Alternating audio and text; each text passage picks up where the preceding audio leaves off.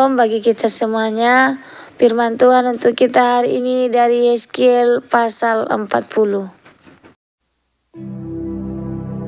Dalam tahun ke-25, sesudah pembuangan kami, yaitu pada permulaan tahun, pada tanggal 10 bulan itu, dalam tahun ke-14, sesudah kota itu ditaklukkan, pada hari itu juga, kekuasaan Tuhan meliputi aku, dan dibawanya aku dalam penglihatan-penglihatan ilahi ke tanah Israel, dan menempatkan aku di atas sebuah gunung yang tinggi sekali. Di atas itu, di hadapanku ada yang menyerupai bentuk kota. Kesanalah aku dibawanya, dan lihat, ada seorang yang kelihatan seperti tembaga, dan di tangannya ada tali lenan beserta tongkat pengukur, dan ia berdiri di pintu gerbang. Orang itu berbicara kepadaku, "Hai anak manusia, lihatlah dengan teliti dan dengarlah dengan sungguh-sungguh, dan perhatikanlah baik-baik segala sesuatu yang akan kuperlihatkan kepadamu. Sebab untuk itulah engkau dibawa kemari, supaya aku memperlihatkan semuanya itu kepadamu. Beritahukanlah segala sesuatu yang kau lihat kepada kaum Israel." Lihat, di luar bangunan itu ada tembok, seluruh keliling bangunan itu. Dan di tangan orang itu ada tongkat pengukur yang panjangnya 6 hasta. Hasta ini setapak tangan lebih panjang dari hasta biasa. Ia mengukur tembok itu, tebalnya 1 tongkat dan tingginya 1 tongkat. Lalu ia sampai di pintu gerbang yang menghadap ke timur dan menaiki tangganya. Ia mengukur ambang dari pintu gerbang itu, 1 tongkat lebarnya. Kemudian ia mengukur kamar jaga, panjangnya 1 tongkat dan lebarnya 1 tongkat, dan jarak antara 2 kamar jaga adalah 5 hasta. Dan ambang pintu gerbang sebelah dalam yang dekat balai gerbang itu adalah 1 tongkat. Kemudian ia mengukur balai gerbang itu 8 hasta, dan tiang temboknya 2 hasta, dan balai itu ada di sebelah dalam. Mengenai kamar-kamar jaga yang di pintu gerbang sebelah timur itu, ada 3 kamar pada tiap sisi. Ketiga-tiganya sama ukurannya, dan kedua tiang tembok pada kedua sisi sama juga ukurannya. Lalu ia mengukur lubang pintu gerbang itu. Lebarnya sebelah dalam adalah 10 hasta, dan lebarnya sebelah luar 13 hasta. Di bagian muka dari kamar-kamar jaga itu ada sekatan yang berukuran 1 hasta, dan demikian juga ukuran sekatan di sebelah yang lain. Dan ukuran kamar jaga itu adalah 6 hasta pada kedua belah pihak. Lalu ia mengukur pintu gerbang itu dari dinding belakang kamar jaga yang 1 sampai dinding belakang kamar jaga yang lain, melalui kedua pintu sekatan itu. lebarnya 25 hasta. Ia mengukur juga balai gerbang itu 20 hasta, dan sekeliling balai gerbang itu adalah pelataran. Dari muka pintu gerbang luar sampai balai gerbang sebelah dalam 50 hasta. Pada sekeliling pintu gerbang itu, di bagian dalam ada jendela-jendela dengan bidai, yaitu di kamar-kamar jaga dan pada tiang-tiang tembok, dan begitu juga pada balai gerbang. Dan pada tiang-tiang tembok itu terukir gambar pohon-pohon kurma. Lalu dibawanya aku ke pelataran luar. Sungguh, sekeliling pelataran itu ada bilik-bilik yang jumlahnya 30. Dan bilik-bilik itu dibangun di atas sebuah lantai batu. Dan lantai batu itu ada di samping pintu-pintu gerbang mengikuti panjangnya. Itulah lantai batu bawah. Kemudian ia mengukur lebar pelataran itu dari sebelah dalam pintu gerbang bawah sampai sebelah luar pintu gerbang dalam 100 hasta. Lalu ia berjalan di depanku menuju ke utara. Dan sungguh, ada pintu gerbang yang menghadap ke utara, yang termasuk pelataran luar. Ia mengukur panjang dan lebarnya. Kamar jaganya 3 sebelah menyebelah. Tiang-tiang tembok dan balai gerbangnya adalah seukuran dengan pintu gerbang pertama. 50 hasta panjangnya dan lebarnya 25 hasta. Jendela-jendelanya, balai gerbangnya dan gambar-gambar pohon kormanya seukuran juga dengan pintu gerbang yang menghadap ke timur. Orang dapat naik ke situ melalui tangga yang 7 tingkat, dan balai gerbangnya ada sebelah dalam. Di pelataran dalam ada sebuah pintu gerbang yang berhadapan dengan pintu gerbang utara, sama seperti halnya dengan pintu gerbang timur. Ia mengukur dari pintu gerbang sampai pintu gerbang 100 hasta. Kemudian ia membawa aku menuju selatan. Sungguh, ada sebuah pintu gerbang yang menghadap ke selatan. Ia mengukur kamar-kamar jaganya, tiang-tiang temboknya, dan balai gerbangnya. Ukurannya sama saja dengan yang lain-lain. Sekeliling pintu gerbang itu dan balai gerbangnya ada jendela-jendela yang sama dengan yang lain-lain. Panjang pintu gerbang itu 50 hasta dan lebarnya 25 hasta. Tangga ke situ adalah 7 tingkat, dan balai gerbangnya ada sebelah dalam. Pada pintu gerbang itu juga, di tiang-tiang temboknya, terukir gambar pohon-pohon kurma, 1 batang di sebelah sini dan 1 batang di sebelah sana. Di bagian selatan pelataran dalam ada juga pintu gerbang.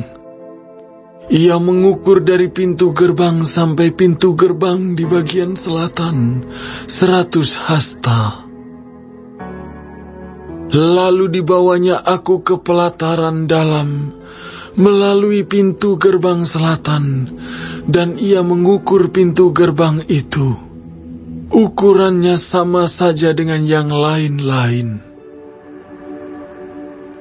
Kamar-kamar jaganya, tiang-tiang temboknya, dan balai gerbangnya, ukurannya sama saja dengan yang lain-lain. Sekeliling di pintu gerbang itu dan balai gerbangnya ada jendela-jendela.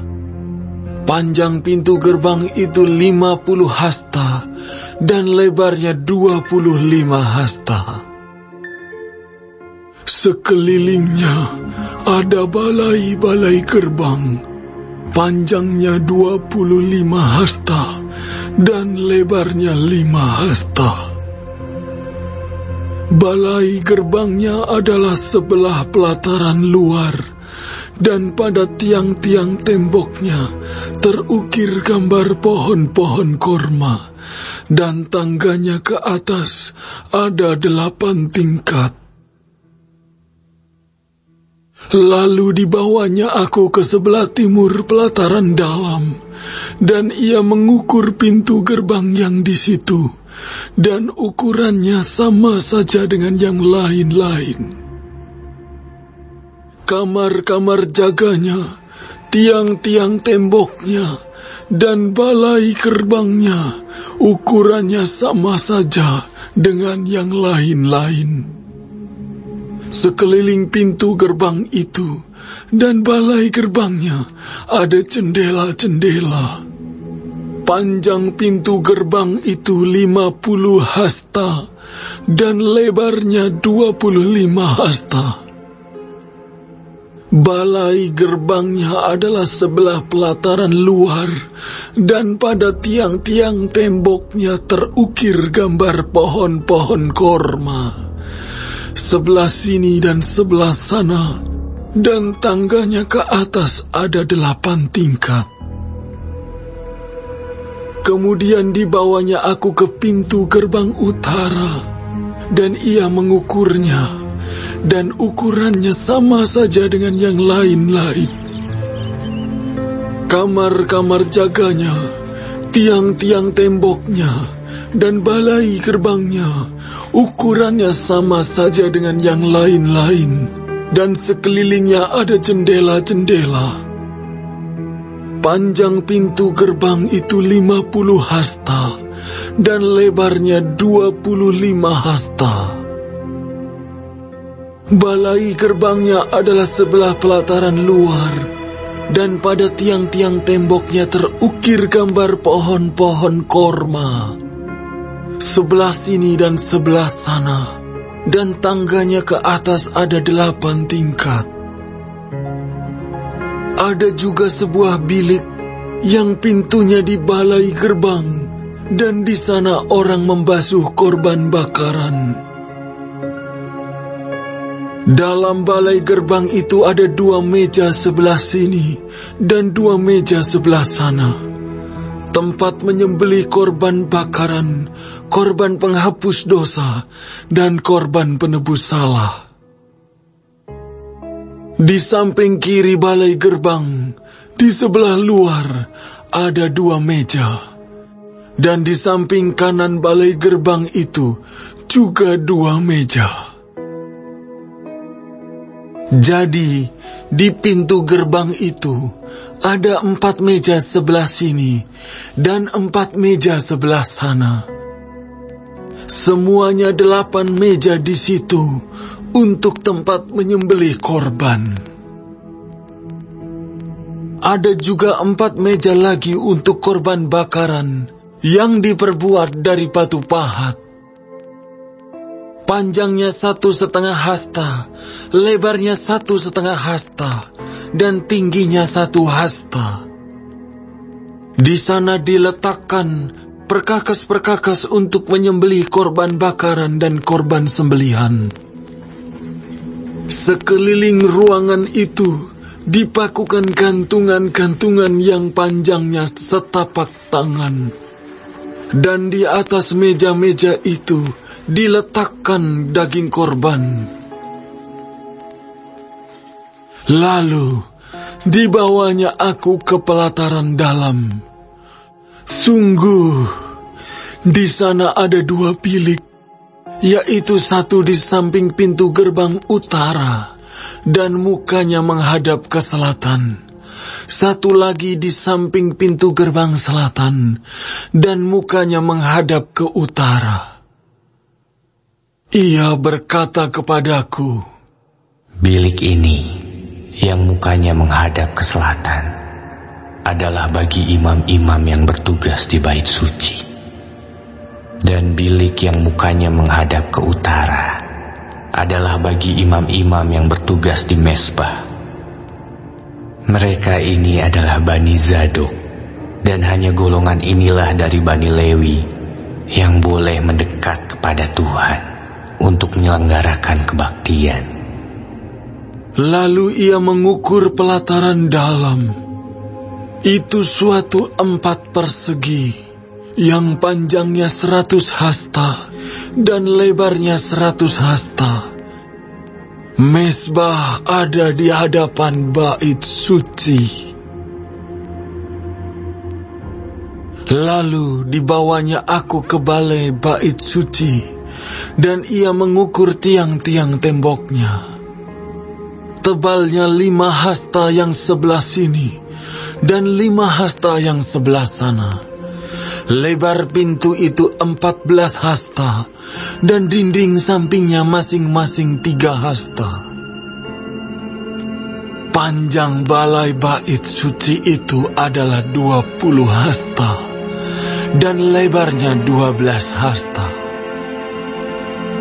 Orang dapat naik ke situ melalui tangga yang 10 tingkat, dan dekat kedua tiang tembok itu ada 2 tiang, satu sebelah sini dan satu sebelah sana. Shalom bagi kita semuanya. Renungan dari Yeskiel pasal 40 ayat 1 sampai 49 adalah gambaran rincian tentang bait suci yang diberikan kepada Yeskiel dalam penglihatan. Ini bukan sekedar tentang arsitektur, tetapi mengandung makna rohani yang dalam bagi kita. Ukuran-ukuran yang presisi, detail konstruksi dan berbagai ruang menggambarkan tata cara ibadah dan pemisah yang kudus antara Allah dan umatnya. Beberapa poin penting dalam renungan kita hari ini. Yang pertama, kesucian dan keteraturan. Detail yang teliti dalam pengukuran dan tata letak bait suci menekankan pentingnya kesucian dan keteraturan dalam kehidupan rohani kita. Kita dipanggil untuk hidup dengan tertib dan disiplin rohani, mendekatkan diri kepada Allah dengan hati yang murni dan taat. Kedua, fungsi setiap ruangan. Setiap ruangan dalam bait suci memiliki fungsi spesifik dalam ibadah. Ini menunjukkan bahwa setiap aspek kehidupan kita harus didedikasikan untuk melayani Allah. Kita harus merenungkan bagaimana kita dapat menggunakan talenta dan waktu kita untuk memuliakan Allah. Selanjutnya, pendekatan kepada Allah. Bait suci menggambarkan bagaimana manusia dapat mendekatkan kepada Allah melalui perantaraan dan tata cara yang ditetapkan. Ini mengingatkan kita akan pentingnya Yesus Kristus sebagai satu-satunya jalan menuju Allah Bapa. Melaluinya kita dapat mengakses kehadiran Allah yang kudus. Yang selanjutnya, pemulihan dan harapan. Penglihatan ini diberikan kepada Yeskiel di tengah pembuangan bangsa Israel. Bait suci yang baru dan megah ini menjadi lambang pemulihan dan harapan bagi masa depan. Meskipun kita mungkin menghadapi kesulitan dan tantangan, kita dapat tetap berharap akan pemulihan dan berkat Allah. Imamat yang kudus. Perbedaan fungsi antara imam yang melayani di bait suci dan imam yang melayani di mezbah menunjukkan pentingnya kesucian dan pengabdian yang total dalam pelayanan kepada Allah. Kita dipanggil untuk melayani dengan kesetiaan dan integritas, menghormati panggilan dan tanggung jawab kita. Penglihatan Yeskiel tentang bait suci ini mengajak kita untuk merenungkan kehidupan rohani kita sendiri. Apakah kita hidup dengan kesucian dan keteraturan yang mencerminkan kehendak Allah? Apakah kita menggunakan talenta dan waktu kita untuk memuliakannya? Semoga renungan ini membawa kita lebih dekat kepada Allah dan memperkuat iman kita. Terima kasih, Tuhan Yesus memberkati. Shalom.